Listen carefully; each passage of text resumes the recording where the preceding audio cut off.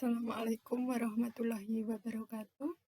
Bertemu lagi dengan saya di video pembelajaran kali ini dengan membahas tema produksi massal pada mata pelajaran produk kreatif dan kewirausahaan. Produksi massal ini kita bahas di kelas 3 semester ganjil.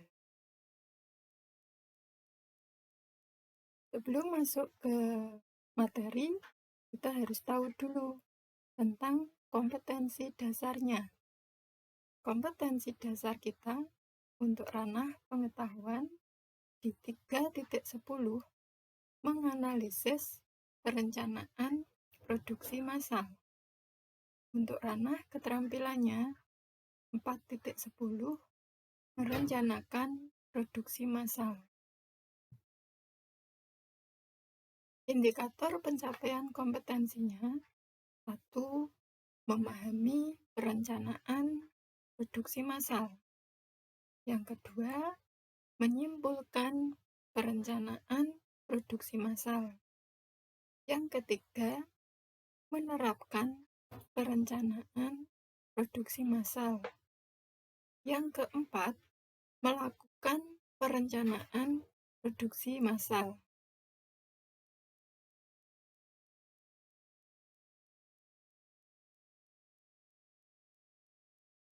Tujuan pembelajaran kita pada bab produksi massal ini adalah 1. Siswa dapat memahami pengertian produksi massal. Yang kedua, siswa dapat melakukan perencanaan produksi massal. Yang ketiga, siswa dapat menyimpulkan perencanaan produksi massal. Yang keempat, siswa dapat menerapkan perencanaan produksi massal. Baiklah, kita amati gambar berikut ini. Ini ada 2 gambar. Silakan diperhatikan dan dipahami apa yang dilakukan pada gambar ini. Kemudian, proses produksi jenis apa yang dilakukan oleh produksi ini. Baiklah, untuk gambar yang pertama, di situ terlihat banyak menggunakan peralatan yang sudah canggih. Kemudian, jumlah barang yang dihasilkan itu banyak. Alat-alat yang digunakan itu juga hampir semuanya sama. Kemudian, banyak pekerja dikarenakan memang di sini usahanya besar. Kemudian, yang gambar kedua, di sini kita lihat hanya ada 1 orang yang bekerja. Yang kedua, mesin yang digunakan itu masih manual. Kemudian, produk yang dihasilkan itu juga tidak banyak. Oke, untuk menyimpulkan dari gambar ini, gambar yang pertama itu adalah jenis usahanya atau jenis produksinya itu produksi massal. Untuk yang kedua itu adalah jenis satuan.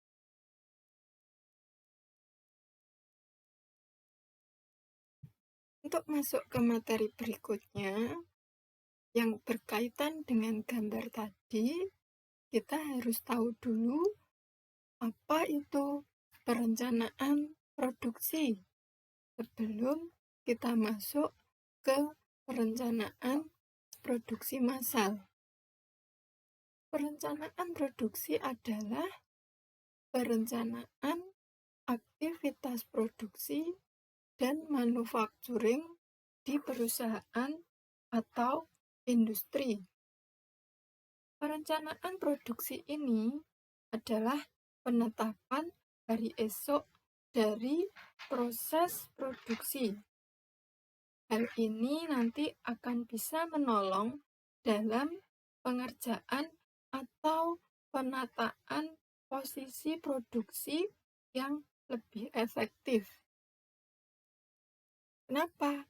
Karena dengan memberikan fasilitas keperluan yang diberikan untuk produksi hari esok. Aspek khusus dalam perencanaan produksi adalah perkiraan yang tepat dari kemampuan produktif sumber daya yang ada. Perencanaan ini harus selalu berimbang. Tersedianya bahan baku dan sumber daya, serta pengetahuan-pengetahuan mengenai apa yang ingin dilakukan pada perencanaan berikutnya. Kita masuk ke masalah produksi massal.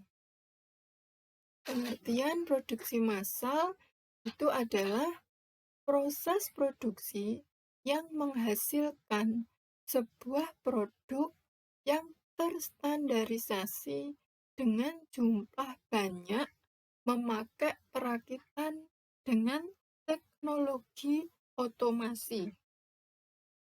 Produksi massal bisa berbentuk ulangan dari barang-barang yang sudah dihasilkan sebelumnya maupun yang sudah dikreasikan. Misalnya, produk lama itu dikreasikan dalam hal warna, penambahan aksesoris, ukuran, dan lain sebagainya. Arah dan produksi massal adalah untuk menguasai pasar. Bila terjadi kelebihan produk, maka usaha atau industri bisa memaksakan pasar untuk melakukan potongan harga atau promo dan lain sebagainya, supaya produk yang sudah dihasilkan itu bisa terserap.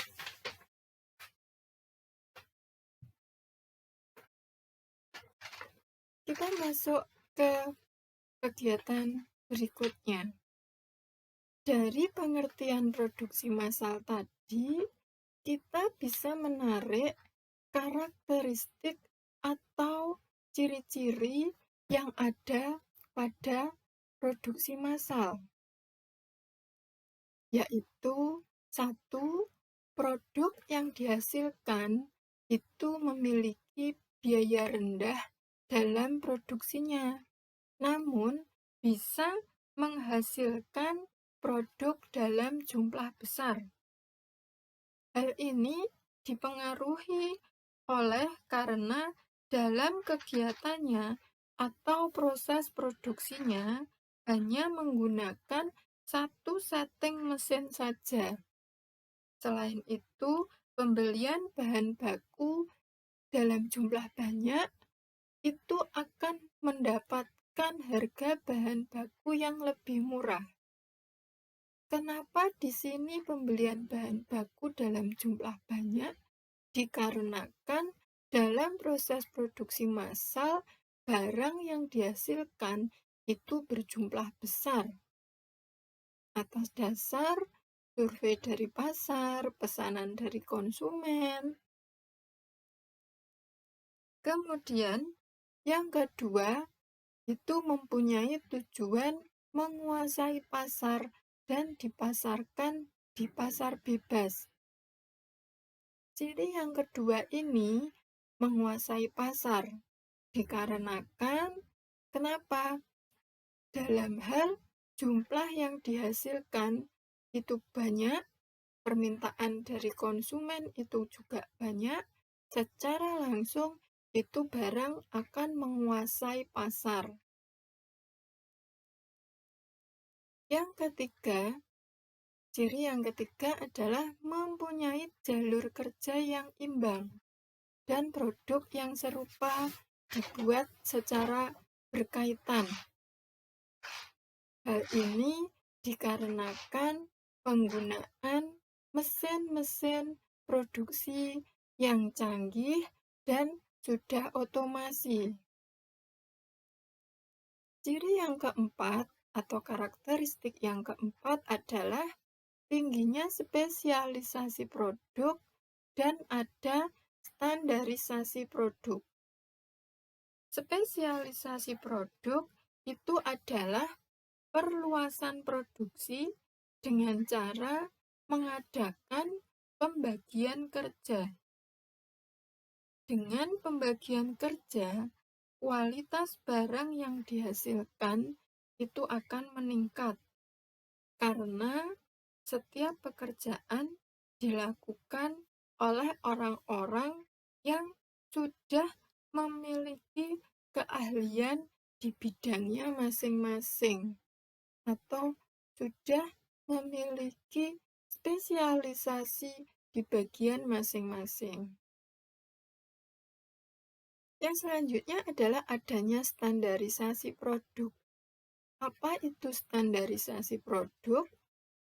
Standarisasi produk itu adalah suatu proses menjaga kualitas produk dan efisiensi usaha.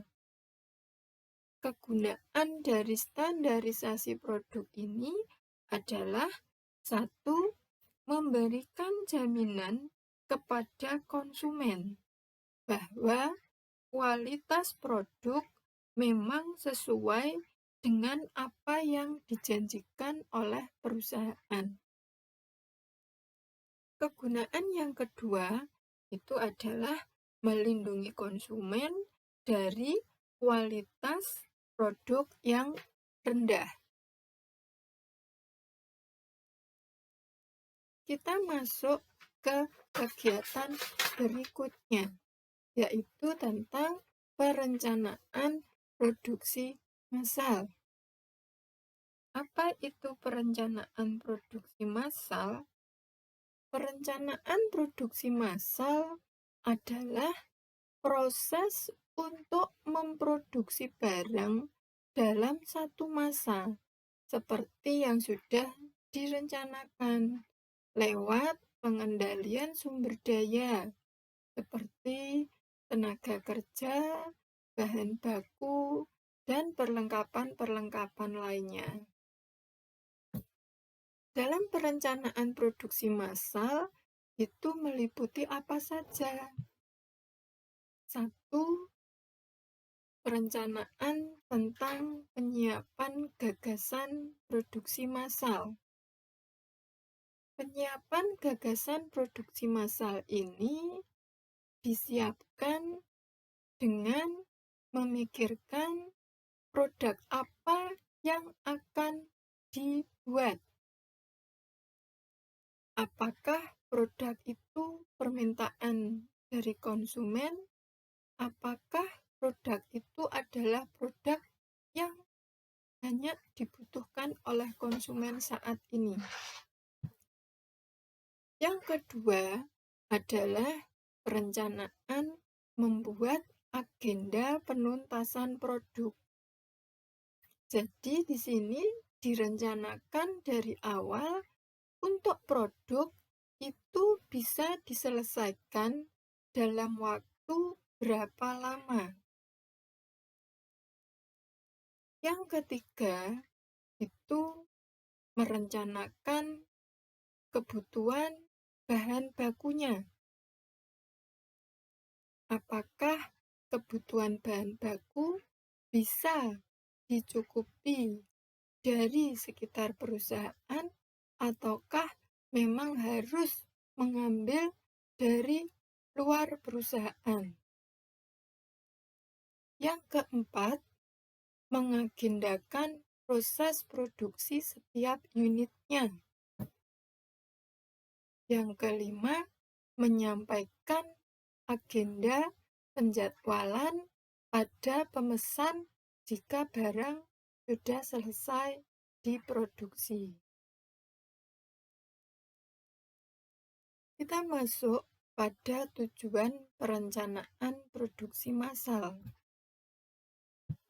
Tujuan perencanaan produksi massal yang pertama adalah meminimalkan biaya dan memaksimalkan keuntungan.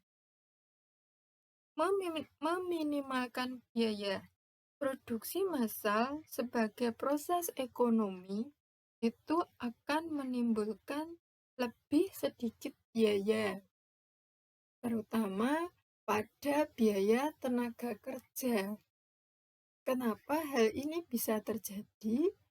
Karena dalam proses produksi massal itu lebih banyak menggunakan tenaga mesin. Otomatis jumlah tenaga kerja manusianya itu bisa dikurangi. Dan biaya untuk mengeluarkan gaji untuk tenaga kerja itu bisa terkurangi. Kemudian, kenapa dalam tujuan perencanaan produksi massal itu bisa meminimalkan biaya? Dalam produksi massal itu akan terjadi efisiensi dalam menggunakan sumber dayanya. Contoh misalnya bahan baku. Bahan baku banyak digunakan untuk membuat produk yang banyak juga. Tujuan perencanaan produksi massal yang kedua adalah memaksimalkan kepuasan pelanggan. Kepuasan pelanggan ini dapat dilihat dari beberapa indikator. Yang pertama adalah tepat waktu. Dalam produksi massal itu menggunakan alat-alat produksi yang sudah canggih. Jadi, pembuatan barang yang dihasilkan itu bisa sesuai dengan tepat. Yang kedua, jumlah barang yang tersedia itu banyak. Karena sifat dari produksi massal ini adalah memproduksi barang dalam jumlah besar atau banyak, maka jumlah barang yang ada di masyarakat yang dibutuhkan oleh konsumen itu ada setiap saat. Jadi, kepuasan pelanggan akan tercapai. Indikator yang ketiga itu adalah pelanggan akan mendapatkan kualitas barang yang terstandar. Karena dalam produksi massal itu ada standarisasi kualitas barang. Tujuan perencanaan produksi massal yang ketiga itu adalah meminimalkan perubahan nilai produksi. Karena pola produksi didasarkan pada operasi utama dan tambahan yang berulang untuk menciptakan produk akhir. Tujuan perencanaan produksi massal yang selanjutnya adalah meminimalkan perubahan tenaga kerja. Hal ini dikarenakan jumlah tenaga kerja yang sedikit dan diadakan spesialisasi tenaga kerja dalam memanfaatkan penggunaan mesin-mesin tersebut. Tujuan perencanaan produksi massal yang kelima adalah mengoptimalkan peralatan dan inventaris pabrik.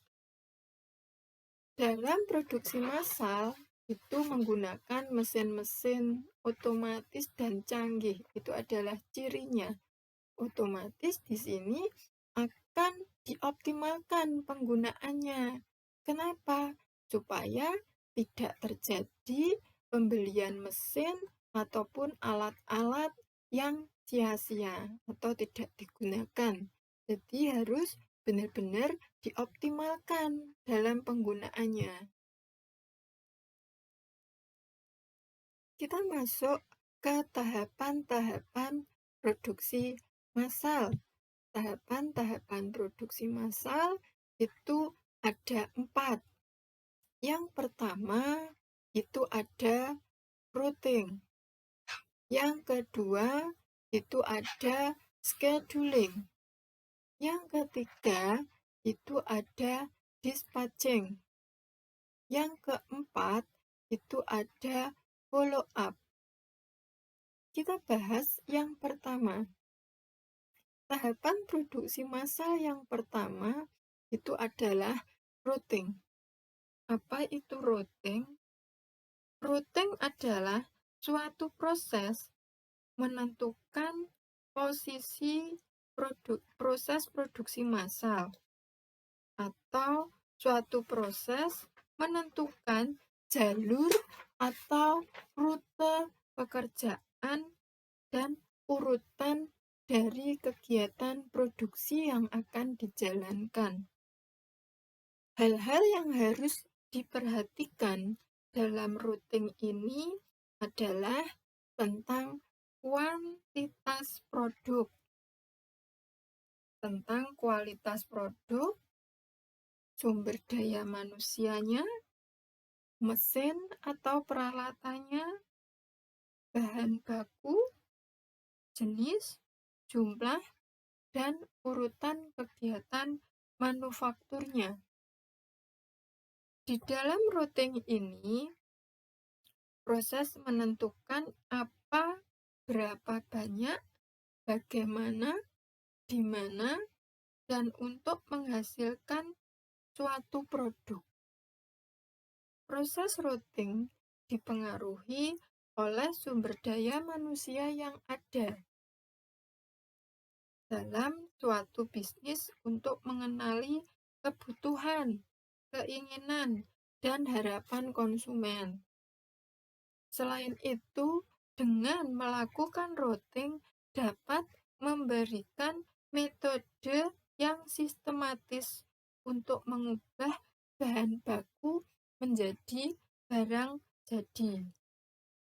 Hal ini dapat membuat proses produksi menjadi tepat dan efisien karena sumber daya yang ada dapat digunakan secara maksimal. Tahapan produksi massal yang kedua itu adalah scheduling. Scheduling adalah penjadwalan. Hal ini berkaitan dengan berbagai hal. Misalnya, penjadwalan memperbaiki jumlah pekerjaan yang harus dilakukan. Penjadwalan mengatur operasi manufakturnya yang berbeda dalam urutan prioritas. Yang ketiga, penjadwalan dalam memperbaiki dan memulai serta menyelesaikan tanggal, waktu untuk setiap operasi produksinya. Sehingga dengan melakukan penjadwalan dapat membantu untuk memanfaatkan secara optimal waktu dalam usaha. Tahapan produksi massal yang ketiga itu adalah dispatching. Dispatching adalah suatu tindakan melakukan atau tahap implementasi dari routing dan scheduling tadi, meliputi beberapa hal seperti bahan, alat, dan perlengkapan lainnya. Scheduling di sini bisa juga pemberian perintah atau komando pekerjaan apa yang harus dilakukan pada unit-unit produksi. Tahapan perencanaan produksi massal yang keempat itu adalah follow up. Follow up adalah peninjauan ulang. Hal ini berkaitan dengan evaluasi atau hasil dari yang sudah dilakukan, yaitu routing, scheduling, dispatching. Jika sudah dilakukan, akan ada yang namanya follow up atau evaluasi. Proses ini untuk menemukan dan menghilangkan cacat produk, keterlambatan dalam pembuatan produk, keterbatasan atau kemacetan dalam pembuatan produk, dan masalah-masalah lain yang ada dalam proses produksi atau manufaktur.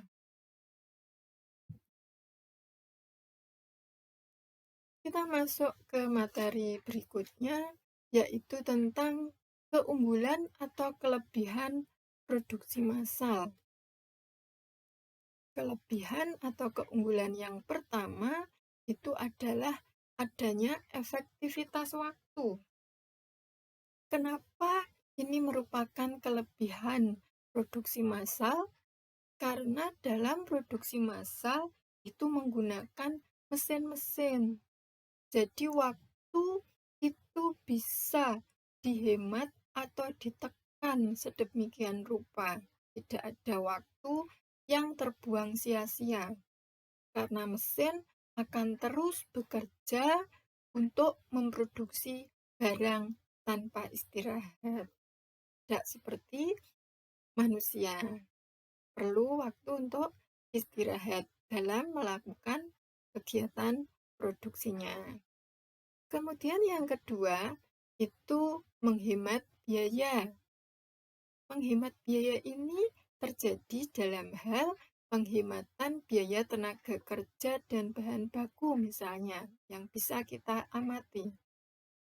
Biaya tenaga kerja ada sedikit pengurangan karena jumlah tenaga kerja yang digunakan itu tidak banyak, menggunakan tenaga mesin juga. Kemudian tentang pembelian bahan baku misalnya, karena jumlah barang yang dihasilkan banyak, pembelian bahan baku dalam jumlah banyak akan mendapatkan sedikit kemurahan. Kemudian tingkat ketepatan tinggi. Tingkat ketepatan tinggi dalam pembuatan produk ini dikarenakan menggunakan mesin-mesin yang sudah canggih dan otomasi. Jadi, untuk faktor ketepatannya ini bisa dikatakan tinggi. Selanjutnya kita akan bahas tentang kekurangan produksi massal. Ada kelebihan, ada kekurangannya juga. Kekurangannya adalah satu, sifat kerjanya kaku atau tidak fleksibel. Karena di sini menggunakan mesin. Kemudian berfokus pada satu produk. Padahal permintaan konsumen itu selalu bisa berubah-ubah seleranya. Jadi bisa sia-sia memproduksi produk yang mudah rusak. Yang lainnya misalnya, jika pekerja tidak sering dirotasi, maka akan menyebabkan kejenuhan pada tenaga kerja ini. Yang kedua, itu adalah pengurangan tenaga kerja. Karena menggunakan alat-alat canggih, maka jumlah tenaga kerja itu akan terkurangi. Dengan jumlah tenaga kerja yang terkurangi, hal itu akan menyebabkan terjadi PHK atau pemutusan hubungan kerja. Dan hal ini akan menimbulkan sesuatu yang tidak baik pula. Yang ketiga, itu sulit merestrukturisasi produk. Karena produksi massal adalah sistem mesin yang bekerja bersama secara serempak, maka Hal ini akan memiliki konsekuensi finansial dan logistik yang besar, terutama di puncak tren modern. Mungkin ini materi tentang produksi massal yang bisa kita pelajari pada pertemuan ini. Semoga apa yang bisa kita sampaikan di sini banyak mendapatkan manfaat. Terima kasih. Wassalamualaikum warahmatullahi wabarakatuh.